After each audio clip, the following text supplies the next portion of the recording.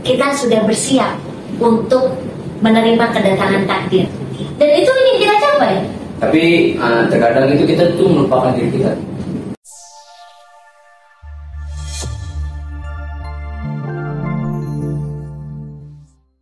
Hai Sobat Semanggi University, senang banget kali ini ketemu lagi sama teman-teman dari Kocok Jakarta. Dan spesialnya kali ini aku kedatangan tamu yang super spesial. Langsung aja kita sambut dari yang sebelah kanan saya. Di sini ada Mas Agung. Halo. Mas Agung dari divisi apa, Mas Agung? Logistik. Logistik. Dan di sebelah kiri saya ada Kania. Hai.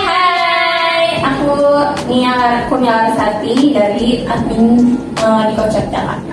Oke, dari admin penjualan. Nah, kali ini teman-teman, lagi-lagi mungkin sering banget ya ketemu sama anak-anak Jakarta ini. Tapi yang pasti kita akan membedah buku yang beda dengan bahasan yang beda juga. Nah, buat teman-teman Sobat Semanggi yang sudah sering ikutin channel YouTube kami, pasti kita udah sering banget bedah buku tentang self-development.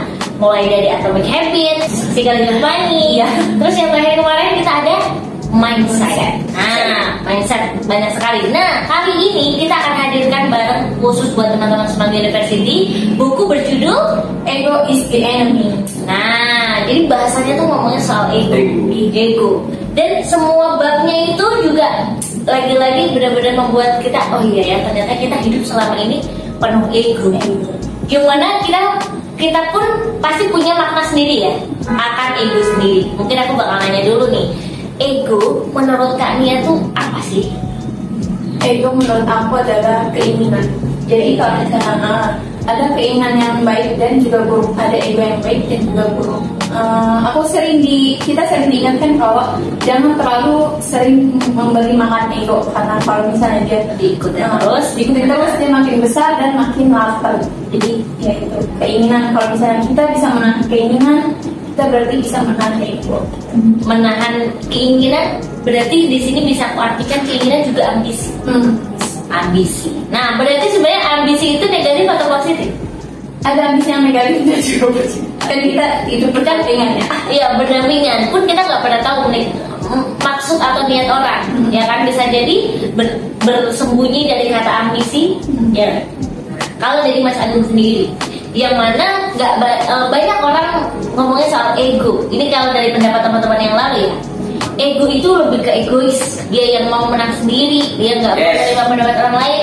Tapi tadi kan dari Kania itu beda, ego itu keinginan. Kalau dari Mas Agung Kurang lebih sama sih kalau dari pendapat Kania itu.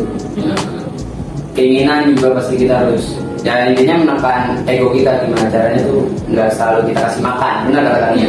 Itu aja sih. Tapi menariknya gini, keinginan kan berarti sesuatu yang ingin kita capai ya. Dan itu ingin kita capai. Tapi terkadang itu kita tuh melupakan diri kita. Nah, sampai sini teman-teman paham banget ketika kadang kita tuh ngejar sesuatu yang coba kalian tanya lagi, ini benar nggak sih yang kita mau? Nah, bisa jadi kita udah terlalu jauh sampai kita ngelupain diri sendiri. Nah, hari ini Mas Agung sama Kania mau ngebedah di bab berapa dan ngomongin soal apa? Di bab bagian 1 di halaman 42. Judulnya jangan terlalu bersemangat. Jangan terlalu bersemangat guys. Dibanding kayak hidup. Kita tuh hidup lagi-lagi kita tuh dikasih hidup oleh Tuhan, ya kan, Tuhan kita. Jadi kita kayak ya udah, kamu tuh nggak cuma sendirian, ya nggak sih. Jadi kayak jangan seenaknya dirimu sendiri. Tapi nggak tahu nih makna, jangan terlalu bersemangat dari apa yang disampaikan oleh penulis itu yang seperti apa. Silakan Kania. Apa yang aku tangkap dari jangan terlalu bersemangat adalah kita sering membicarakan tentang passion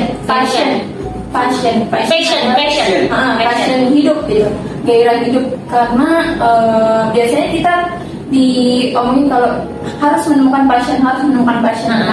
Di penulis ini Ryan Holiday membicarakan tentang jangan terlalu mengikuti passion, jangan terlalu mengikuti ego kita untuk punya passion, karena kalau misalnya kita passionnya terlalu mementingkan passion, yang dimana passion ini kita terlalu berpaku pada misalnya kita melakukan sesuatu, nih gue harus yang jadi yang terbaik, nih gue harus jadi yang paling cantik, nih gue harus yang paling atas, nih gue harus yang paling nomor satu. Itu yang jangan terlalu semangat. Jadi apa yang kita lakukan ya lakukan aja, nggak usah mementingkan paling. Oh, mungkin dengan lebih sederhananya kita tuh nggak boleh serakah. Jadi lagi-lagi kayak kita tuh perihal tadi baru banget gue baca ini, walaupun ngomongin soal money, finansial, yang mana orang anak sekarang deh dia pengennya kalau nggak cepat kaya ya gimana caranya mudah jadi kaya. Itu padahal makanya kita tuh hidup di sini usia di bawah 30 tahun ya itu baru struggle-nya. Kalau kamu mau ngomongin settle, ngomongin kenyamanan itu ya nanti gitu loh, 2000 pokoknya 30 tahun ke atas. Kalau kita nggak ada privilege, kita juga berarti kayak gini-gini aja ya kita udah usaha pemapanin itu udah wajar banget. Jadi kita normal, this is normal. Tapi ngomongin soal ini, kita cerita ke masa purbakala. Teman-teman masih ingat dulu nenek moyang kita gitu ya, yang mereka masih musim meramu ya, atau berburu dan meramu. Mereka kan berburu untuk dimakan hari yang sama, betul ya? Mungkin kalau mereka bawainnya banyak, kayak aku pengen dapetin banyak biar bisa ditampung atau ditimbun. Tapi kan saat itu gak ada kulkas, gak ada apapun untuk manasin lagi. Otomatis apa yang ada saat itu ya dimakan saat itu juga. Itu yang diajarkan nenek moyang kita untuk jangan rakus, untuk yang ada sekarang ya nikmati gitu loh. Jangan kamu timbun-timbun untuk yang saat ini. Ya walaupun saya udah eranya udah beda, tapi itu salah satu filosofi yang ternyata orang dulu itu berbagi juga loh, berbagi sama yang lain. Sama sih sama yang ini kayak nggak apa-apa kok nggak jadi yang paling, ya nggak sih. Tapi apa sih menurut perspektif dari Mas Agung untuk ternyata hidup nggak terlalu berambisi juga nggak apa-apa gitu.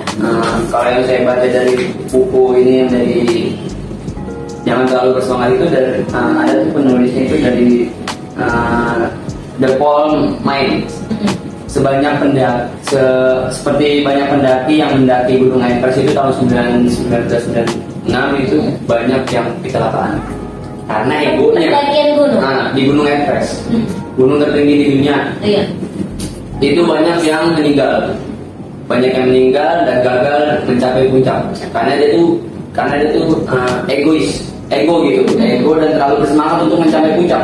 Jadi dia tidak tahu kapasitas diri dia sendiri. Jadinya dia tuh malah melawan kapasitas diri dia, melawan ego. Dia bersemangat dengan egonya, makanya jadi itu kayak yang dibaca dari buku ini tuh. Kita jangan terlalu bersemangat karena nanti itu yang kita incar, yang kita bersemangat itu bakal menjatuhkan kita. Sama kayak yang ada di buku ini. Jadi kayak dia tuh mau bersemangat banget mencapai puncak Everest, katanya meninggal di tengah jalan. Gitu. Terus pengalaman yang saya hadapin itu kayak emang sih kata bener kata Mbaknya itu kita tuh jadi jangan terlalu serakah gitu. Bener nggak usah terlalu ambisi karena kita juga sebagai manusia harus mempunyai rasa syukur. Karena rasa syukur itu yang bakal menikmati semuanya.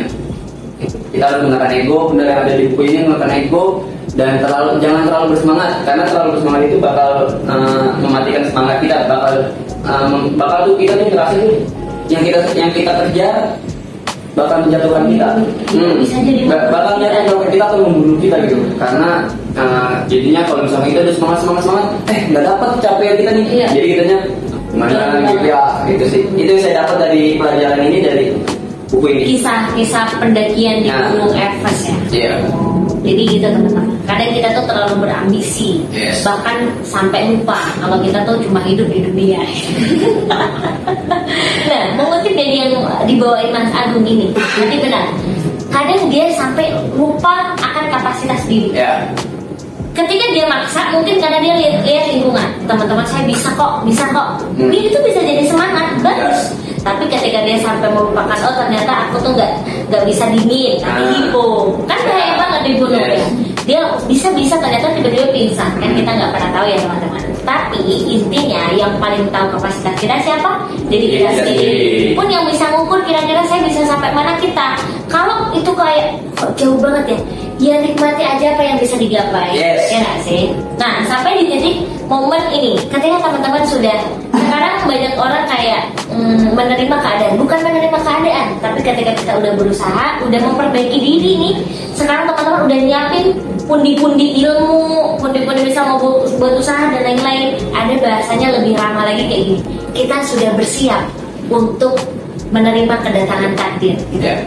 Itu bahasa yang bagus banget sih, yang barusan ku tonton. Ternyata dengan kita tuh mempersiapkan diri untuk kesana, bukan untuk ini ya, ini harus datang itu tuh, bukan. Enggak. Tapi kan kita takdir itu ada yang bisa diubah, ada yang enggak. Yang enggak kalau kita udah upayain bagus, ya itu udah upaya kita gitu. Tapi alhasil semesta akan bekerja juga. Yes. Nah, next bahasan lain Bania yang menarik dan perlu teman-teman tahu nih.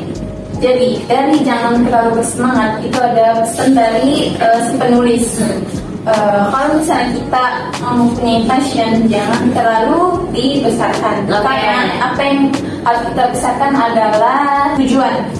Kalau passion kan tentang sesuatu ya, kesukaan. Kalau tujuan itu beda. Kita harus tadinya dari kalau kita mementingkan passion, kita memikirkan yang terbaik, yang terbesar, yang termuda, yang pertama dan yang paling. Nah, kalau tujuan ini kita kayak saya ditempatkan di sini untuk mencapai apa? Saya di sini untuk mempertahankan apa? Apa yang bisa saya pertahankan?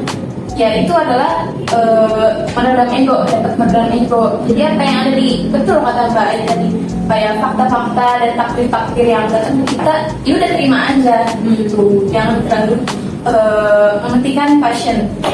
Tapi yang paling penting adalah tujuannya. Tujuan dan cita-cita real. Oke, nah ngomongin tujuan dan cita-cita yang real itu pakai konsep yang smart ya, yang dia itu achievable atau enggak, terus banyak hal lah yang pastinya itu bisa kecapai atau enggak dengan usaha yang bisa kita lalui gitu. Jadi terukur, lagi-lagi tujuan cita-cita itu wajib terukur, karena tujuan kalau nggak dicapai juga buat apa. Nah jadi bagus sih tadi ngomongin soal Mas Agung, kita tahu kapasitas diri kita nggak harus jadi yang paling berarti di sini katakanlah mencapai puncak, ya kan? Tapi kita bisa ngasih batasan ke diri kita. Oh gue tujuannya cuma sampai di pos 5 misalnya. Di situ juga ada camping ground, ada yang bagus. Nah di situ kita bisa nikmatin wahana yang ada di situ dengan kita enjoy tanpa maksain diri untuk nyampe di puncak. Sama halnya kayak misal gue bisa nggak ya jadi presiden? Itu kan kayak hal yang bisa, cuman nggak harus juga gitu. Tapi ketika kita oke, dengan kapasitas gue kayaknya aku jadi bupati aja bisa deh. Mungkin bupati menurutku tanggung jawabnya bupati bisa gue handle, masalah yang ini gue bisa gitu. Jadi nggak perlu yang nantinya tadi sampai membunuh diri kita, menyakiti diri kita. Kalau dari Mas Agung? Kalau yang dibahas dari buku ini itu saya tangkap dengan, saya pernah dapat kata-kata itu dari YouTube. Jangan terlalu bersemangat, benar. Karena itu benar kata Mbak Aya, di umur 30 itu baru kita tahu prosesnya itu seperti apa. Di umur 30 ke bawah itu kita tuh harus menikmati. Terkadang tuh anak muda itu dari umur 20 sampai 30 itu malah berpikiran masa depan gue punya ini, punya itu, punya segalanya gitu. Harus itu nggak baik. Emang itu ibaratnya pencapaian keinginan semua orang. Cuman sebagai kita tuh sebagai manusia itu kita cuma bisa berusaha. Apa yang kita dapat ya jadi kita nikmatin aja gitu. Terkadang tuh anak muda zaman sekarang itu pikirnya kerja, beli ini, beli apa yang dia inginkan, gitu. Tapi dia nggak tahu tuh dia tuh butuh namanya healing, refreshing, sama kayak healing gitu. Kita benar-benar nggak suatu apa, jangan terlalu bersemangat ya. Jangan, kita juga usah munafik. Kita tiap hari kerja, seminggu 6 hari. Pasti kita tuh ada namanya manusia itu pasti ada kayak rasa itu kayak capek, aku pengen istirahat, aku pengen healing kemana gitu, pasti ada. Cuma anak muda zaman sekarang itu terlalu fokus untuk membangun karakter, membangun ego, mengikuti egonya, terus membangun apa yang dia capai.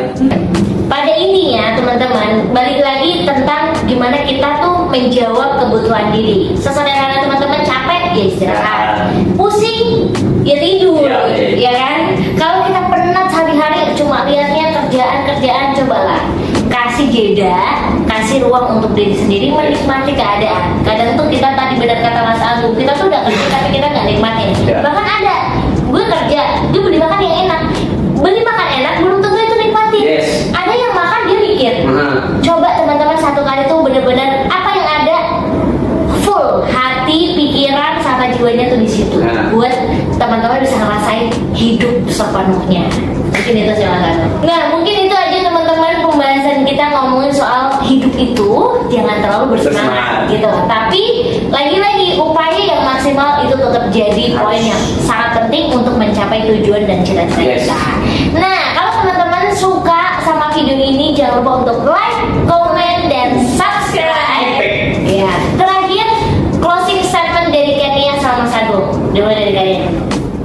Jangan terlalu memberi makan ego. Jika dia akan memberi makan terus, dia akan terus makan. Oke, jangan kasih makan ego. Pokoknya jangan ikuti. Kayak kamu harus punya batasan, harus bisa meredam itu. Batasan, boundaries. Kalau dari Mas Agung? Kalau dari saya, jangan terlalu bersemangat karena terlalu bersemangat itu bakal memakan dan membunuh diri kamu sendiri. Ngeri banget ya. Nah, dengan bahasan yang tadi kita udah bahas ya teman-teman, semoga teman-teman bisa dapetin intisari yang bagus, yang baik diambil, yang enggak jangan dilanjutin gitu ya. Untuk teman-teman biar dapetin video-video terbaru dari Semanggi University, jangan lupa untuk klik loncengnya karena kita bakal sering-sering untuk bedah buku di Semanggi University. Mungkin